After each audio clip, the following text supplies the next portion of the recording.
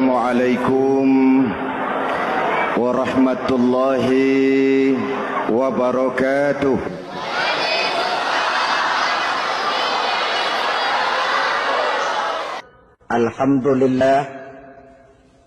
Alhamdulillahillazi ja'ala Ramadhana syahra as-siyama lil mu'minin. Wassalatu wassalamu ala asyrafil anbiya'i wal mursalin sayyidina wa maulana Muhammadin wa ala alihi wa ashabihi al-mujahidin at-tahirin, amma ba'du. Ma'asyiral muslimin rahimakumullah.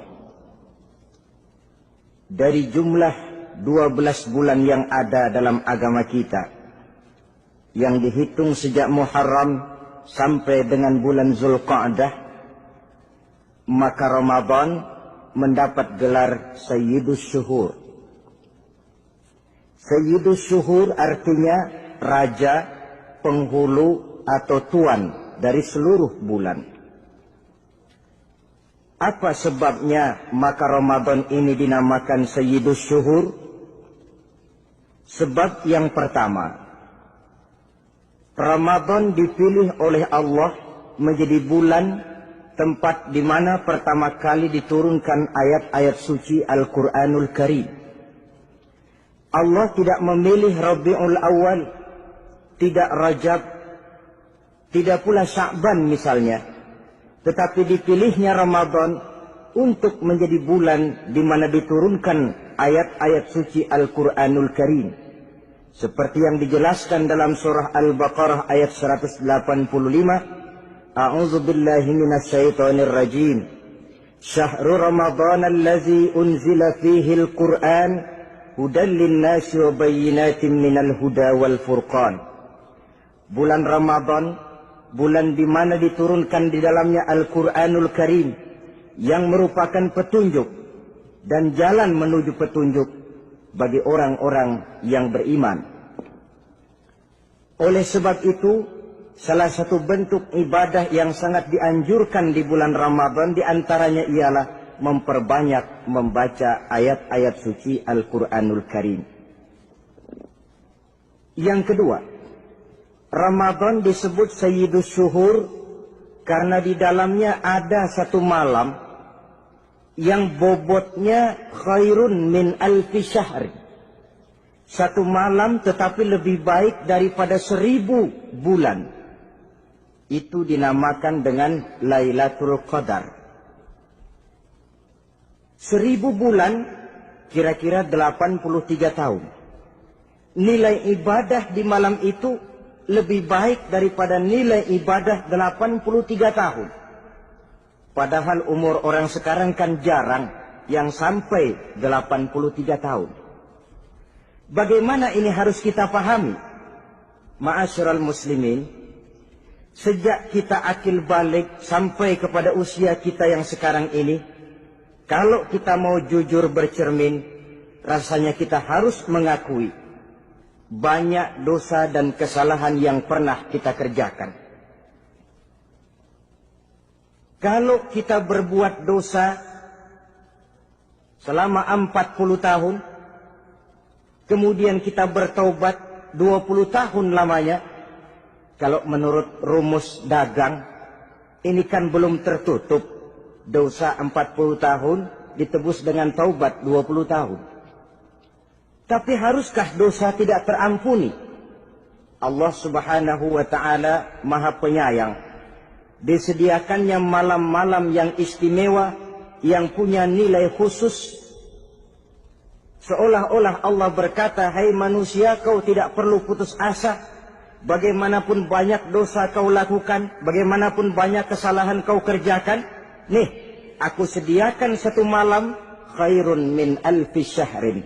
Lebih baik daripada 1000 bulan yang disebut dengan Lailatul Qadar. Kapan sih Lailatul Qadar itu? Menurut Al-Imamul Ghazali, Lailatul Qadar itu adanya pada 10 hari yang akhir di bulan Ramadan, terutama pada malam-malam ganjil. Malam 21, 23, 25, 27, dan 29. Tapi orang yang ingin menemukan Lailatul Qadar, dia harus sudah berjaga sejak awal Ramadan. Jadi nggak boleh pakai ilmu ngincer. Tahu ilmu ngincer? Tanggal 20 Ramadan nggak terawih, 21 terawih, 22 perek lagi, 23 masuk lagi, 24 nggak ke masjid. Temennya tanya, kenapa nggak ke masjid? Ini kan bukan malam ganjil, nggak turun Lailatul Qadar. Saya kira yang kayak begini dapatnya bukan Lailatul Qadar, boleh jadi Lailatul Qadar. Orang yang ingin menemukan Lailatul Qadar itu, dia harus berjaga-jaga sejak awal Ramadan.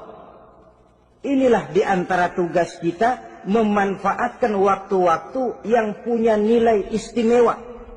Itu ada dalam agama.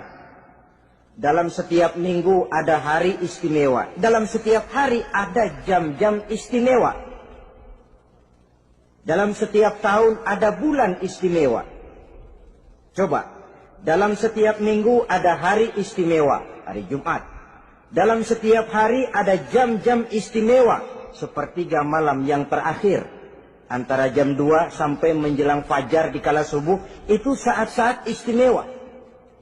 Di samping saat istimewa, Allah pun menyediakan tempat-tempat yang istimewa. Solat di Masjidil Haram, pahalanya 100.000 kali ketimbang solat di masjid-masjid lain.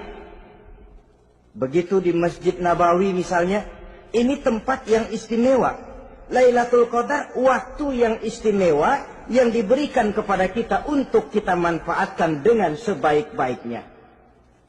Toh dalam kehidupan bernegara saja misalnya, kan pada setiap tanggal 17 Agustus itu presiden memberikan grasi ampunan kepada para entah itu tahanan politik dan sebagainya. Ada yang mendapat potongan tahanan.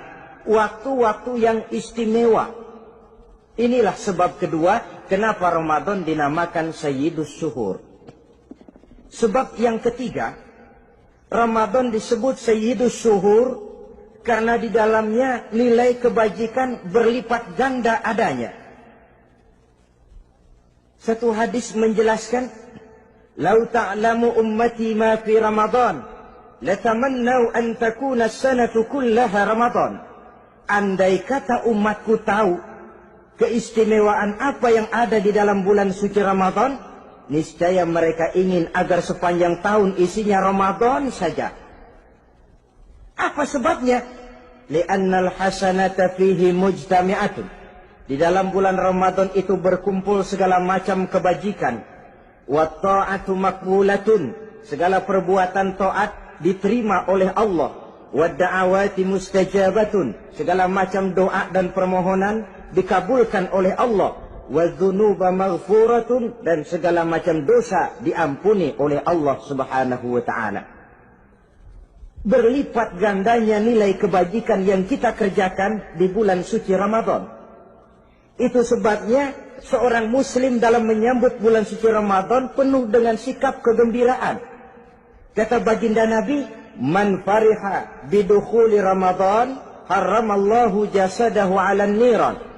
Siapa orang yang gembira dengan datangnya bulan suci Ramadan, Allah haramkan badannya dari api neraka. Gembira menyambut Ramadan artinya bagaimana? Apa Ramadan datang terus bakar petasan? Bukan. Pukul beduk? Bukan. Apa gunanya pukul beduk kalau nggak puasa? Apa gunanya bakar mercon kalau tidak melaksanakan ibadah di bulan suci Ramadan? Gembira menyambut datangnya Ramadan dalam arti mempersiapkan diri untuk melaksanakan ibadah dengan sebaik-baiknya di bulan suci Ramadan ini. Ma'asyiral muslimin rahimakumullah. Yang terakhir, kenapa Ramadan disebut Sayyidus Syuhur? Karena di dalam bulan suci Ramadan ada perintah melaksanakan ibadah puasa. Apa istimewanya ibadah puasa? Pertama, yang dipanggil untuk melaksanakan puasa itu iman. Ini panggilan istimewa. Allah menyatakan, Ya ayyuhalladzina amanu kutiba alaikumusiyam. Hai orang-orang yang beriman, diwajibkan atas kamu berpuasa. Iman yang dipanggil untuk melaksanakan ibadah puasa. Contoh, satu hari di depan rumah kita lewat tukang pepaya, tukang duku, tukang duren. Kita panggil satu tukang pepaya. Bang, pepaya, berhenti dulu sebentar. Kira-kira yang merasa tukang pepaya berhenti enggak? Berhenti. Ini tukang duku sama tukang duren berhenti enggak? Tentu tidak berhenti karena tidak dipanggil. Ini Ramadan yang dipanggil orang-orang beriman. Hai orang-orang yang beriman, berhenti dulu sebentar. Berhenti apa? Berhenti makan di waktu siang, berhenti minum di waktu siang. Yang merasa beriman, berhenti. Yang tidak beriman, langsung. Biar Ramadan siang-siang makan jalan terus, ngerokok, ngelepus terus. Kenapa? Tidak beriman, tidak merasa terpanggil oleh ayat tadi. Sekarang tukang pepaya lewat di depan rumah. Kita panggil, bang pepaya berhenti dulu. Dia dengar tapi nggak mau berhenti. Apa kita bilang? Kang pepaya budak. Dipanggil nggak mau berhenti. Ini ada orang ngaku beriman kepada Allah. Ramadan dipanggil disuruh berhenti makan siang. Nggak berhenti juga. Mukmin budak. Disuruh berhenti minum di waktu siang, nggak berhenti juga, mukmin budak. Ini istimewanya puasa. Panggilan difokuskan kepada iman. Hai orang-orang yang beriman. Allah tidak bilang hai orang-orang yang sudah masuk Islam. Tidak. Ya ayyuhallazina aslamu. Tidak. Ya ayyuhallazina amanu yang dipanggil. Hai orang-orang yang beriman. Nilai nurani yang paling dalam itu yang dipanggil melaksanakan ibadah puasa. Lalu orang beriman yang bagaimana yang wajib puasa? Pertama dia sudah balik. Yang kedua berakal sehat. Yang ketiga dia mampu berpuasa. Orang beriman macam ini balik, berakal sehat, mampu melaksanakan puasa. Kalau cukup syarat ini dia wajib puasa. Kurang syarat tidak wajib puasa. Jadi kalau di bulan Ramadan ada teman kita tidak puasa, jangan heran barangkali syaratnya kurang. Cukup dalam hati saja, ini orang kurang syarat. Makanya nggak puasa. Pak, itu teman saya kok nggak puasa? Nggak puasa, nggak puasa. Dia bukan orang beriman kali ah. Orang yang tidak beriman itu tidak wajib puasa. Beriman kok Pak. Iman, tapi nggak puasa, nggak puasa. Belum balik kali ah, belum balik, cuma badan doang gede, bongsor kali itu, belum balik. Sudah kok Pak, sudah balik, sudah. Tapi nggak puasa, enggak.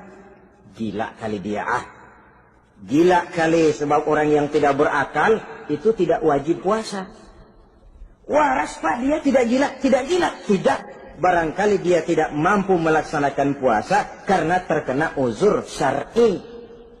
Ini keistimewaan puasa yang pertama yang dipanggil melaksanakannya iman. Keistimewaan yang kedua, oleh karena yang dipanggil iman, maka puasa dinamakan ibadah sirriyah. Ibadah rahasia. Kalau kita sembahyang, orang lihat kan?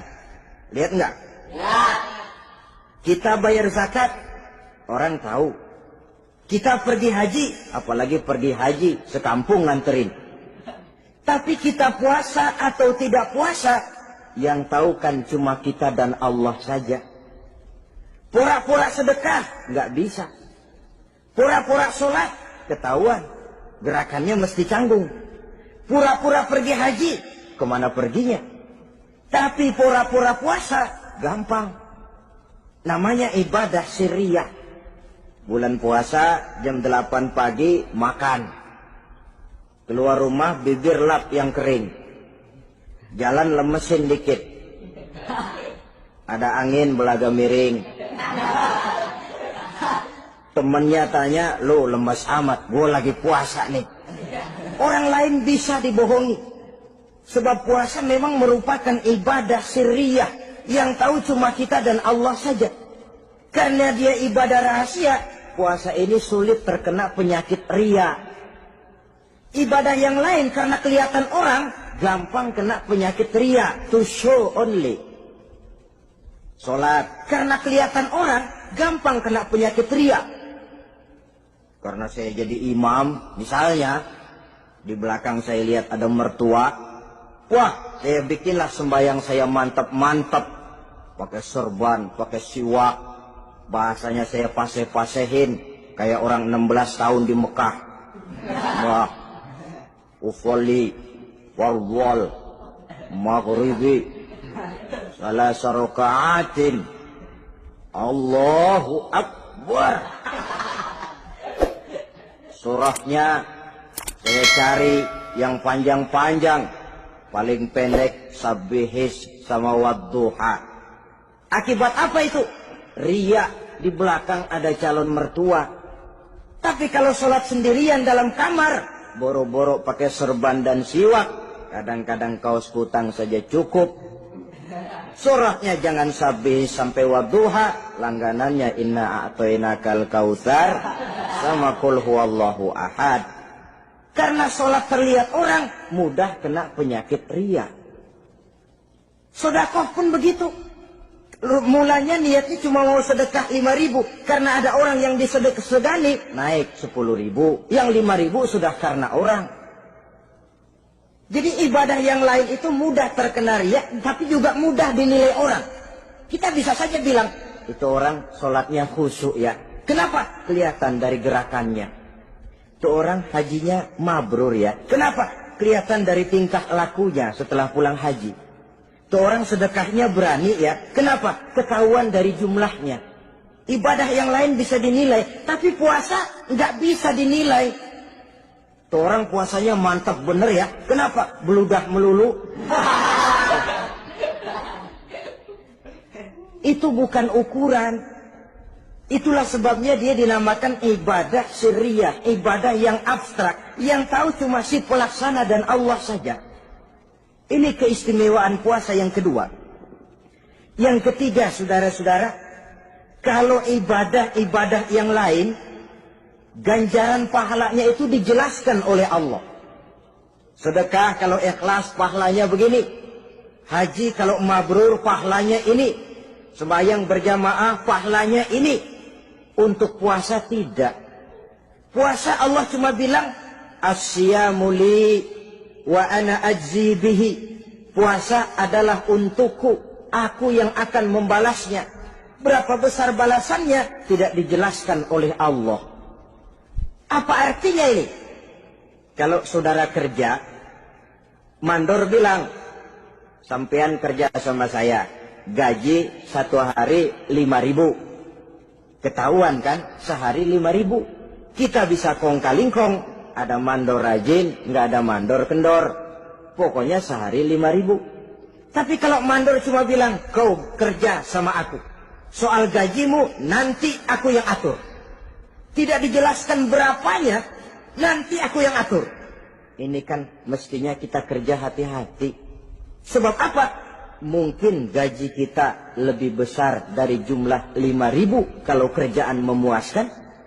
Mungkin tidak digaji sama sekali kalau kerjaan berantakan. Tidak dijelaskannya pahala puasa menjadi sugesti bagi kita untuk melaksanakan ibadah ini dengan sebaik-baiknya. Mungkin gaji sangat besar, mungkin tidak digaji sama sekali. Sebab kata Nabi, kam min sha'imin laisa lahu min siyamihi illa al-ju' wal 'atsh. Berapa banyak orang puasa, dia tidak memperoleh apa-apa dari puasanya kecuali lapar dan haus saja. Puasa sah, kewajiban gugur, nilai 0. Tidak dapat apa-apa kecuali lapar dan haus. Jadi inilah keistimewaan daripada ibadah puasa. Saudara hadirin yang saya hormati, kemudian apa sih perlunya kita melaksanakan ibadah puasa ini? namanya syahwat. Kalau itu kita kendalikan, maka langkah hidup ini akan menjadi lurus karenanya. Benar kalau Nabi menyatakan, "Iza ja'a Ramadan, futihat abwabus sama, wa ghulliqat abwabun nar, wa sufsidatis sayatin." Apabila datang bulan suci Ramadan, dibuka pintu langit, dibuka pintu surga, ditutup pintu neraka, dan diikat setan-setan itu. Siapa yang ikat setan? Puasa kita. Dengan puasa kita mengendalikan nafsu. Kalau nafsu kita kendalikan, setan nggak berkutik.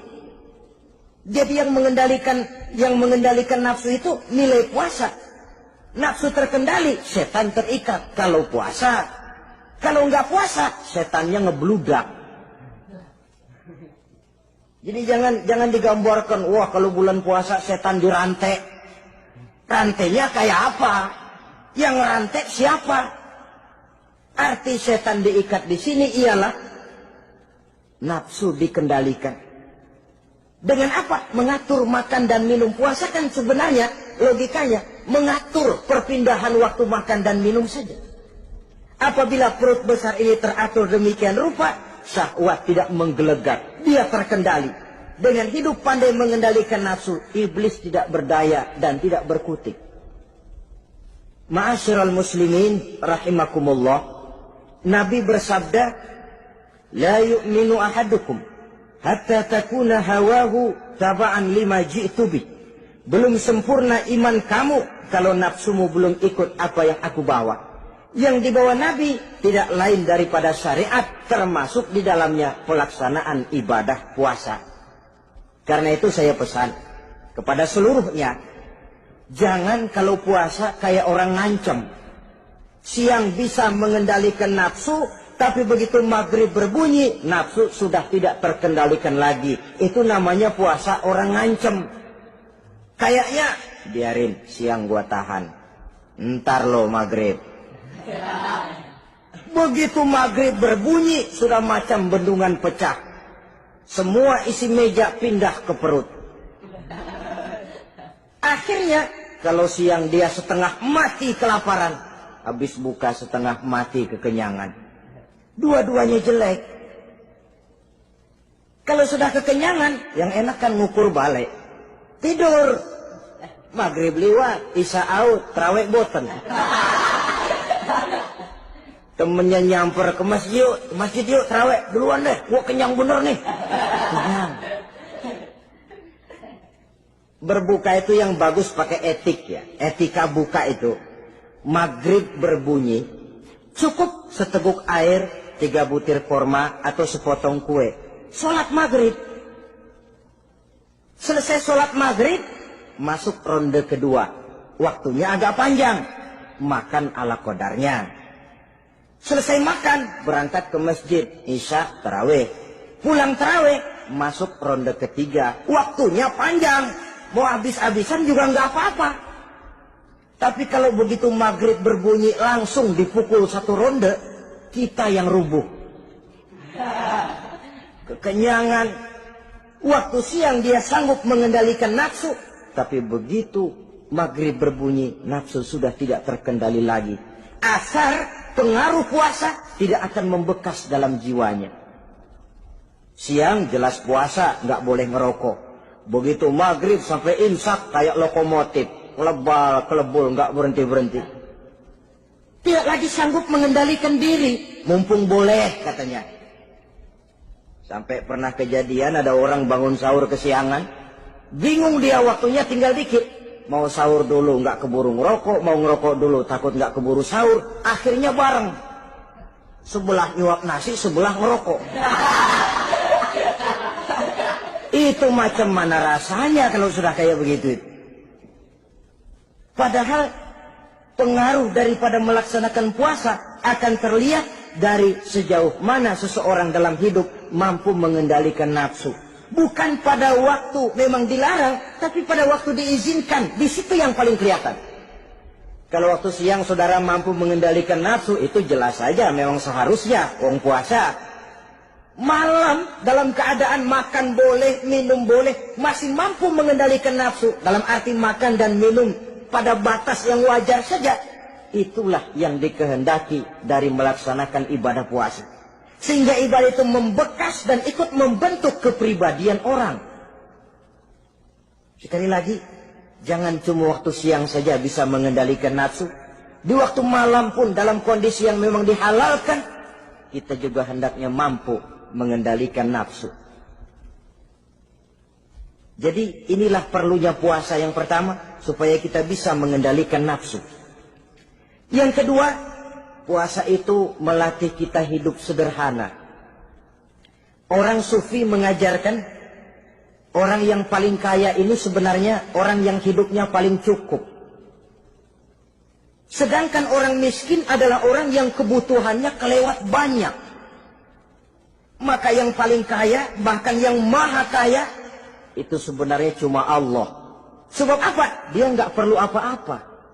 Makin banyak keperluan kita, makin miskin kita. Coba orang puasa lihat. Kalau sudah jam 2, jam 3, itulah barangkali memang termasuk godaannya dalam melaksanakan ibadah puasa. Kalau jam 1 siang, jam 2 siang, jangankan makanan enak, nangka busuk kita lihat legit. Barangkali cobaan di dalam melaksanakan ibadah puasa. Tapi kalau sudah maghrib berbunyi, berbuka kita, kena seteguk air, sepotong roti, 3 butir korma, kenyang rasanya. Kemana keinginan yang tadi begitu menggebu-gebu? Oh, bisikan nafsu rupanya itu. Makin dalam kita merenung, makin sampai kita kepada bentuk kesederhanaan di dalam hidup ini. Puasa membentuk pribadi seorang muslim untuk jauh daripada sifat tamak bin rakus alias rakah. Tamak itu berasal dari kalimat toma dalam bahasa Arab yang sifatnya sudah terukir dari hurufnya. Huruf to, tengahnya bolong. Huruf mim, tengahnya bolong. Huruf ain, mulutnya mangap, perutnya gede. Jadi orang tamak macam itulah. Apapun yang diberikan Allah tidak pernah ada cukupnya dan tidak pernah ada syukurnya. Sehingga Nabi menjelaskan, lau anna libni Adam wadiyani min zahabin labtagha lahuma thalisan wala yamla'u jawfa bna Adam illa turab. Andai kata manusia mempunyai 2 buah ladang yang seluruhnya emas, tidak usah kepalang tanggung, ladang emas, 2 ladang semuanya ladang emas, dia tidak akan puas, dia akan mencari lagi ladang yang ketiga. Wala yamla'u jawfa bna Adam illa turab. Mulut manusia ini memang tidak akan pernah penuh kecuali kalau sudah diisi dengan tanah. Kapan diisi dengan tanah? Kalau sudah menghadap ke arah kiblat di liang lahat, nah itu baru mulut udah nggak ngerawil, diam, tenang, kalem, diisi dengan tanah. Dengan demikian kita lihat bahwa puasa makin kita hayati, makin dekat kita kepada kesederhanaan di dalam kehidupan ini. Islam tidak melarang orang untuk kaya, untuk punya harta. Yang dilarang ialah sifat rakus, serakah, dan tamak. Karena ini akan membuat orang melakukan segala macam cara, ingkar kepada nikmat Allah, tidak pandai bersyukur, pandangan matanya selalu diarahkan ke atas. Dikala hidupnya sudah serba cukup, dia masih merasa kurang. Sebab itu dia selalu kurang. Dia sudah kaya tapi masih merasa miskin saja, maka hidupnya pun miskin terus. Saudara-saudara ma'asyiral muslimin, ini hikmah yang kedua kenapa kita perlu puasa. Yang ketiga, puasa itu melatih kita cinta kepada fakir miskin, orang-orang yang tidak mampu, yang memerlukan pertolongan. Bagaimana caranya? Dunia pendidikan berkata bahwa pendidikan akan lebih berhasil kalau bersifat audiovisual. Mengajar anak berenang, bawa ke kolam. Mengajar anak naik sepeda, berikan sepedanya. Mengajar orang cinta fakir miskin, rasakan apa yang dirasakan oleh fakir miskin. Apa itu? Lapar, haus. Kan nggak bisa ngajarin anak berenang teori saja. Ke kolam nggak pernah. Teori hafal luar kepala. Gaya dada begini, gaya 200 meter begini, gaya kupu-kupu begini, gaya bebas begini. Teori hafal, ke kolam nggak pernah. Sekali terjun, gaya batu. Sudah nggak timbul-timbul lagi. Nggak bisa ngajar anak naik sepeda cuma teori saja. Sepedanya tidak pernah diberikan. Hafal teori, bab 1 pegang stang. Bab 2 dorong. Bab 3 kaki kanan naik pedal kanan. Bab 4 genjot. Hafal teori, megang sepeda nggak pernah. Begitu dikasih sepeda dia naik, habis tukang bakso. Pun mendidik orang cinta kepada fakir miskin tidak bisa cuma lewat seminar, kongres, penataran, indoktrinasi. Diadakan simposium, seminar, diskusi supaya orang cinta kepada fakir miskin, tapi yang bicara orang kenyang semua. Bagaimana hati ini mau peka? Islam itu nggak usah banyak teori lah. Rasakan saja lapar, haus, enak nggak? Kalau kau tahu lapar dan haus tidak enak, kau lapar, haus cuma sebentar. Habis maghrib, laparmu hilang, hausmu hilang. Bagaimana saudara-saudaramu muslimin yang terkapar di kolong-kolong jembatan? Yatim piatu yang hidup terlunta-lunta. Perempuan-perempuan tua hidup miskin, anak pun banyak perlu uluran tangan. Lapangan kerja sulit, persaingan hidup makin tajam. Meringkuk mereka di sudut-sudut kehidupan. Beratap langit, beralas bumi, tanpa tahu kapan hidup dan nasibnya akan berubah. Di situ pekaklah hati untuk hidup tidak cuma buat kepentingan diri dan perut sendiri saja, tapi mampu memberikan pertolongan sesuai dengan kemampuan kepada mereka yang memang memerlukan. Sebuah hadis menyatakan, irhamu ahlal ardi yarhamkum man fis sama. Sayangilah apa yang ada di permukaan bumi, nanti yang di langit akan sayang kepadamu. Si kaya sayang kepada yang miskin lalu menolongnya.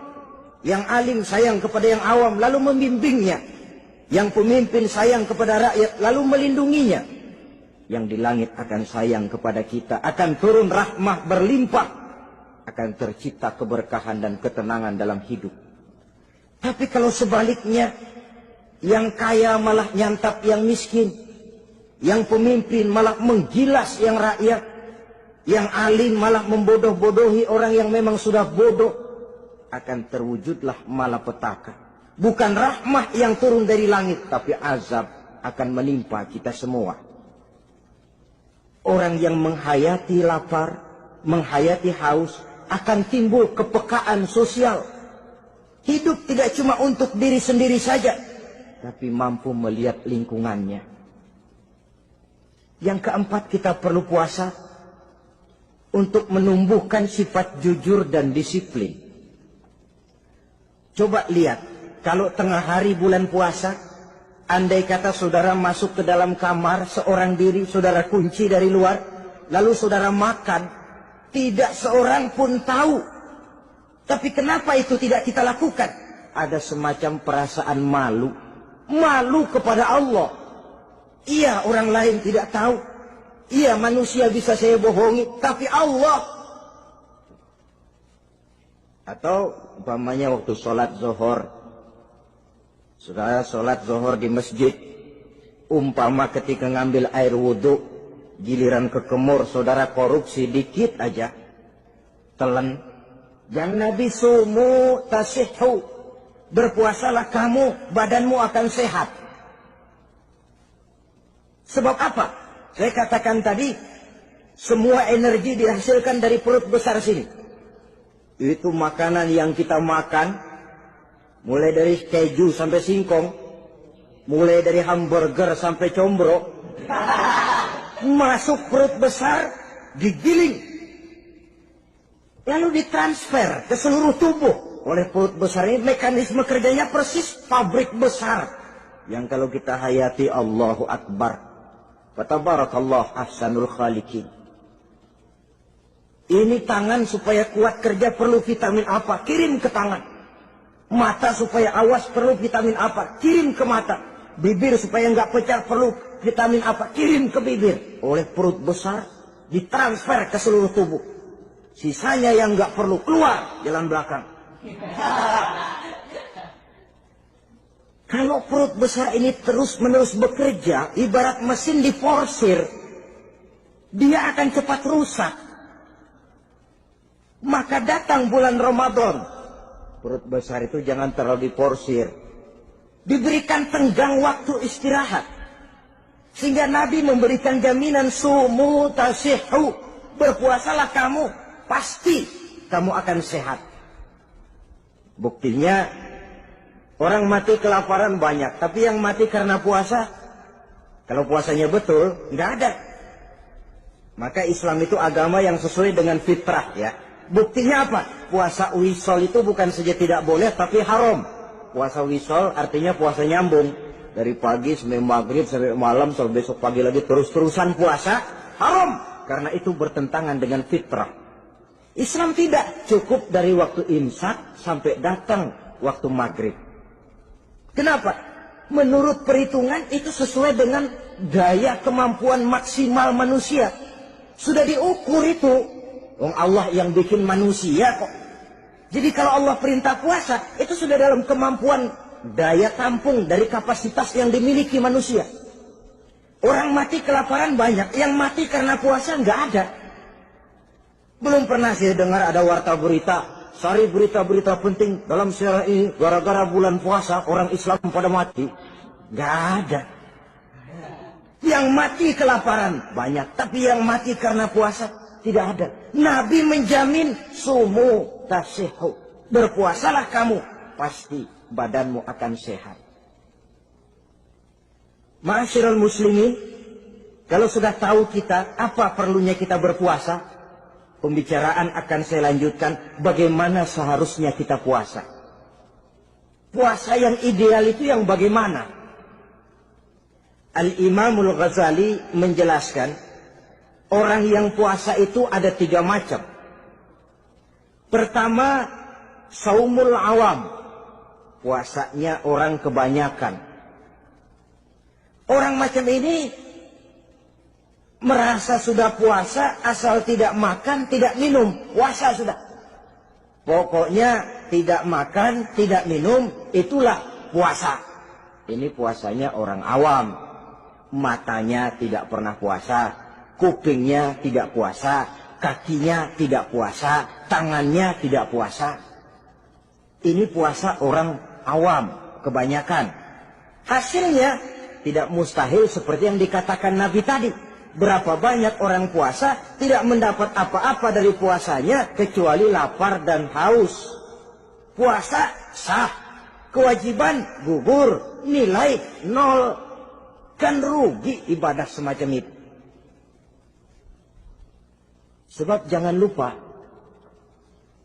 yang membatalkan itu kan 2. Ada yang membatalkan pahala puasa, ada yang membatalkan puasa.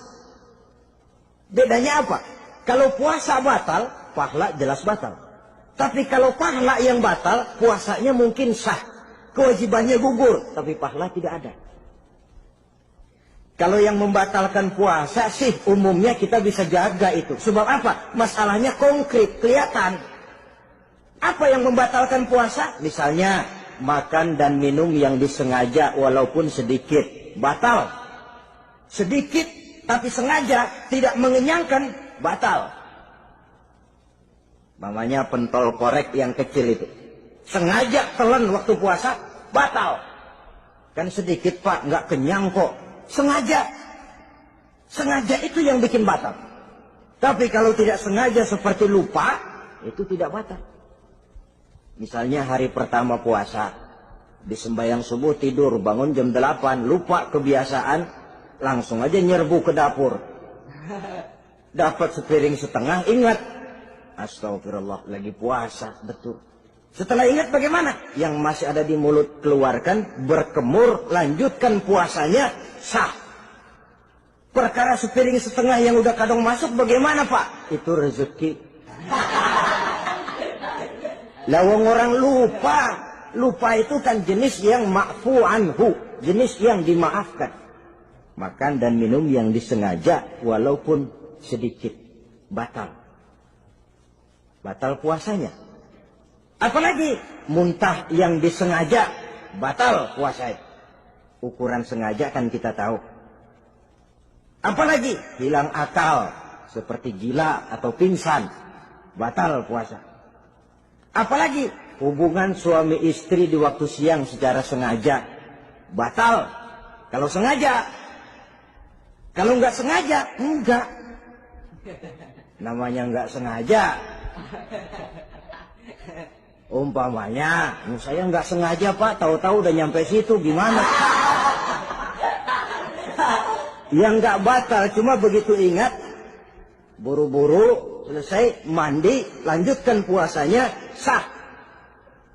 Jangan begitu ingat sih ingat Pak puasa, cuman tanggung. Nah, ini tanggung ini yang bikin jadi batal. Dan jangan lupa, orang yang membatalkan puasa karena hubungan suami istri, dendanya paling berat. Seorang sahabat pernah lapor, halaktu ya Rasulullah. Ya Rasul, celaka saya. Ma'ahlakak, apa yang bikin kamu celaka? Saya lagi puasa Ramadan ya Rasulullah, saya nggak tahan. Lalu, saya nyelonong sama istri saya. Pengantin baru ini rupanya. Nyelonong bagaimana? Ya nyelonong.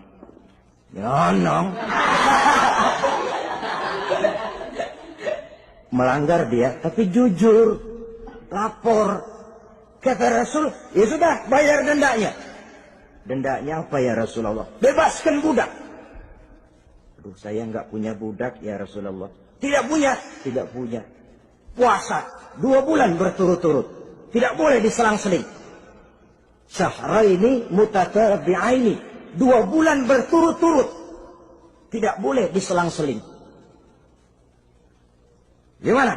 Sanggup puasa 2 bulan berturut-turut? Enggak kuat ya Rasulullah. Enggak kuat? Enggak kuat. Ramadan yang sebulan aja saya nyelonong. Apalagi 2 bulan. Kalau kau tidak kuat juga, beri makan 60 fakir miskin. 1 orang 1 mod. Ya Rasulullah. Apalagi? Jangan memberi makan 60 fakir miskin. Orang istri saya di rumah sehari masak 3 hari libur. Saya orang susah ya Rasulullah. Saya pikir lagian ya orang kebangetan juga. Sudah melarat sama larangan berani. Rasul masuk ke dalam kamar, keluar kembali bawa sekeranjang kecil kurma. Kalau kau tidak punya apa-apa, bawa pulang nih. Sedekahkan kepada orang-orang miskin di kampungmu sebagai pembayar dendamu. Ya Rasulullah. Apalagi? Di kampung saya itu yang paling miskin saya. Waduh, rusak bener ini orang. Apa marah Rasul? Beliau malah senyum. Ya sudah, kalau memang yang paling miskin kamu, bawa pulang saja itu kurma, beri makan anak istrimu di rumah. Orang ini udah melanggar larangan, dapat kurma lagi. Yang kedua, watak hukum Islam itu elastis, fleksibel, tidak kaku. Tidak kalau sudah begitu ya mesti begitu, itu tidak. Yang sering kaku kan kitanya umat Islam di dalam memahami Islam. Saudara hadirin yang saya hormati, yang tidak boleh itu pun di waktu siang. Kalau malam sejak maghrib sampai sebelum imsak, pada awal perintah puasa tidak boleh. Tapi ternyata banyak juga yang nyerempet-nyerempet. Sampai Allah turunkan, uhilla lakum lailatas siyami arrafasu ila nisaikum. Dihalalkan bagi kamu pada malam puasa bergaul dengan istrimu. Jadi barangkali di antara pendengar ini ada yang pengantin baru, tolong sabarlah di waktu siang. Tunggu maghrib berbunyi. Kalau sudah maghrib habis buka, mau buka lagi juga nggak apa-apa. Terserah saja. Ini yang membatalkan puasa. Yang kita sulit mengontrol, yang membatalkan pahalanya. Apa misalnya? Ngomong-ngomongin orang. Puasa, ngomongin orang jalan terus. Itu ya tetangga kita. Kenapa emang? Oh, anu. Kita sih bukan ngomongin orang ini. Bukan ngomongin orang katanya. Ngomongin tuyul. Anu. Bohong. Orang puasa bohong, apa puasanya batal? Tidak. Puasanya sah. Yang batal mungkin pahalanya. Saudara-saudara ma'asyiral muslimin rahimakumullah. Mata, terutama di kota-kota besar, menjaga mata ini kadang-kadang kita nggak pengen lihat tapi kelihatan. Sebab itu memang yang tidak boleh ngeliatin. Kalau kelihatan lain, kelihatan itu kan rezeki. Orang kita nggak mau tapi kelihatan. Yang kelihatan itu sebentar. Kata Imam Ali, nazaratul ula laka wa tsaniyatu alaika. Pandangan pertama untukmu, yang kedua atasmu. Jadi begitu kelihatan, ya sudah. Jangan kelihatan tapi manteng aja enggak mau. Jadi mantengnya ini yang jadi urusan. Saudara hadirin yang saya hormati, dengan kata lain, berusahalah kita untuk puasa zahir batin. Itu yang pertama tadi. Puasa tingkatnya orang saumul awam disebut. Tingkat yang kedua, saumul khawas. Puasanya orang khusus.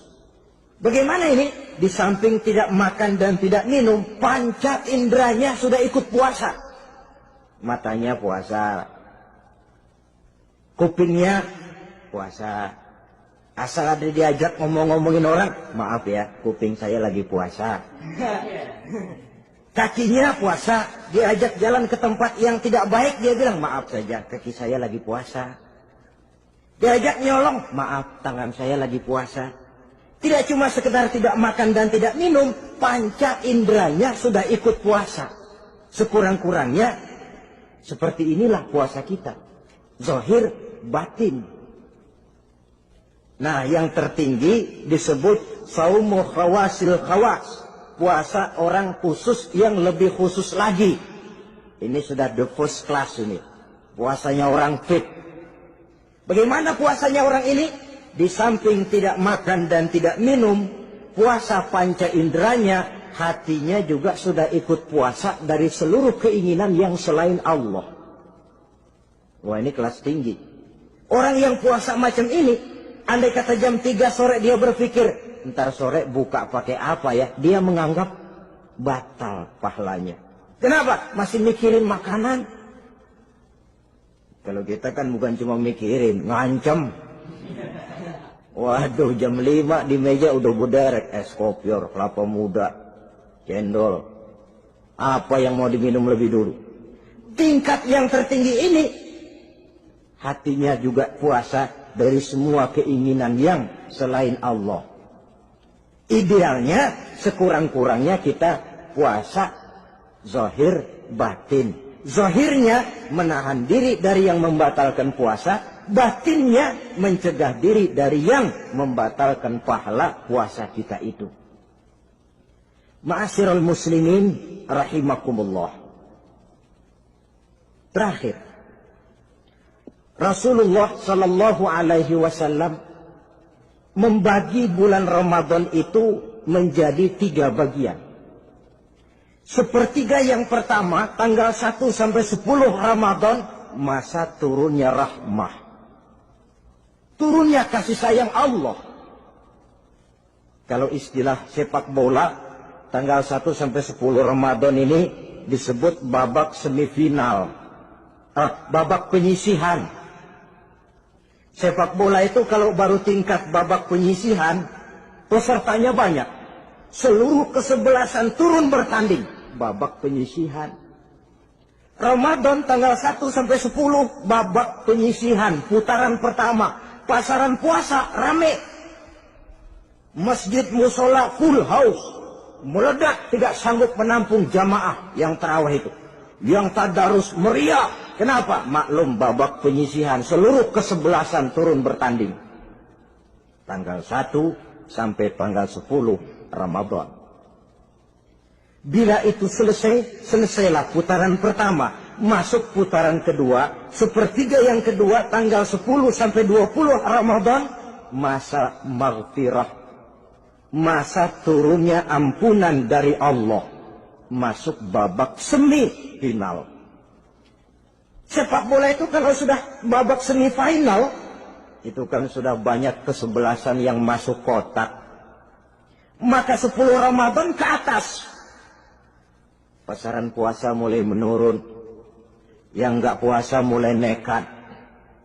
Yang tadarus sudah mulai sayup-sayup sampai. Sementara barisan orang sembahyang tarawih di masjid mulai mengalami kemajuan dengan pesatnya.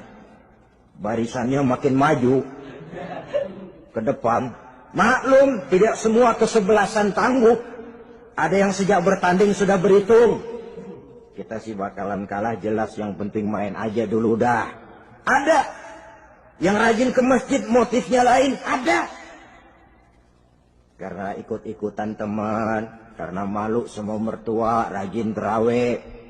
Karena nganterin, rajin terawih. Bayangnya paling belakang berdua lagi.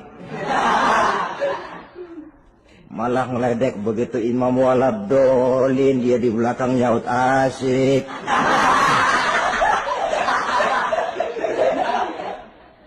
Yang kayak begini ini sudah nggak bakal tahan lama. Akan gugur di babak semifinal.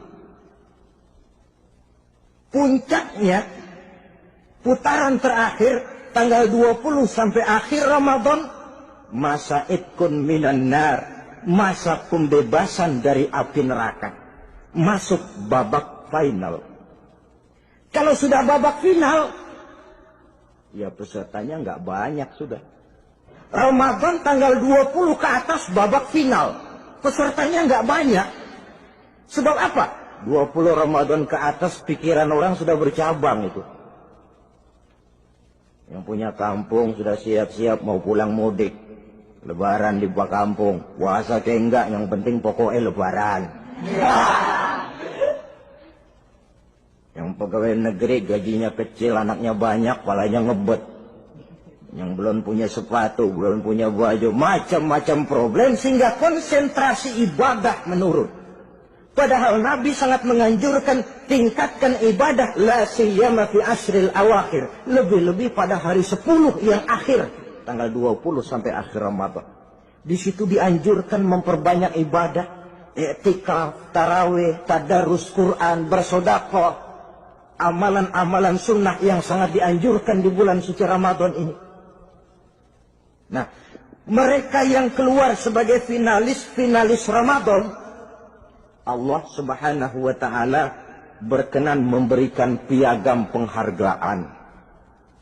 Di atas piagam itu tertulis dengan nyata, ghufira lahu ma taqaddama min zambihi. Pemegang piagam ini dinyatakan keluar sebagai finalis Ramadan, kepadanya diberikan penghargaan dengan jaminan ampun terhadap seluruh dosa yang pernah dia kerjakan. Sehingga dia keluar Ramadan, masuk 1 Syawal, seperti bayi baru dilahirkan oleh ibunya. Bersih tanpa dosa, karena sudah dibersihkan oleh ibadah Ramadan. Sehingga masuk Syawal, dia rayakan Idul Fitri, dia pantas mengucapkan minal aidin wal faizin. Minal aidin artinya, semoga kita termasuk orang yang kembali. Kembali kemana? Kembali kepada fitrah.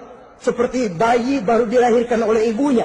Tidak punya dosa kepada Allah, karena sudah dibersihkan oleh ibadah Ramadan. Ini orang yang finalis. Puasanya betul, tarawihnya betul, pantas mengucapkan minal aidin. Dan kalau tarawih cuma 2 malam, puasa 3 hari. Lebaran paling rajin, mas minal aidin ya, minal aidin. Nggak tahu diri lo. Minal aidin dari mana? Saudara hadirin, dosa kepada Allah bersih oleh ibadah Ramadan. Tinggal dosa kepada sesama manusia berhalal bihalal di hari raya Idul Fitri.